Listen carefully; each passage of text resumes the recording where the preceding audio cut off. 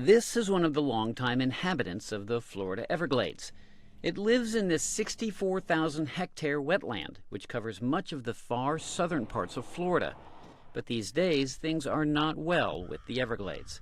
The Everglades ecosystem was once huge, and over the years, as Florida has developed, we have cut away not only at the natural wildlife habitat, but also at the water flow. About 70% of the historic River of Grass water flow has been cut off because of Florida's urban and agricultural development. So the downstream Everglades National Park ecosystem has really suffered. That threatened status of the Everglades prompted the United Nations to put the wetlands on its list of World Heritage and Danger Sites in 2010. A status they're expected to renew in meetings this week. And so this designation is really the result of many decades of impacts for the Everglades, but it's also coming at a time where we're working very hard to improve the quality of the ecosystem and restore some of what's been lost. Environmentalist Kara Kapp says the Everglades relies on moving water to stay healthy, and for over a century, humans have been channeling that water flow.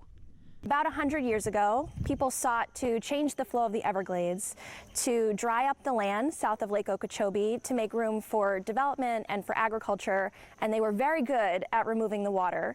And so now the natural Everglades flow is largely cut off. And cutting off that water has put pressure on the park and the animals that make it their home. And in particular, we used to have flamingos, roseate spoonbills, ibis, wood stork, and many of these species are still here, but in dwindling numbers compared to where they were historically. And we often look to the wading birds as an indicator of how we're doing with restoration. Climate change and invasive species are also pressuring the region, but the problem can be solved. So we have a plan to restore the Everglades. It's the Comprehensive Everglades Restoration Plan. It was a bipartisan legislation authorized back in 2000, and the program has been chronically underfunded. The most recent federal budget only provides about 1/3 of the money needed to fully implement efforts to revive the wetlands. Kevin Enochs, VOA News.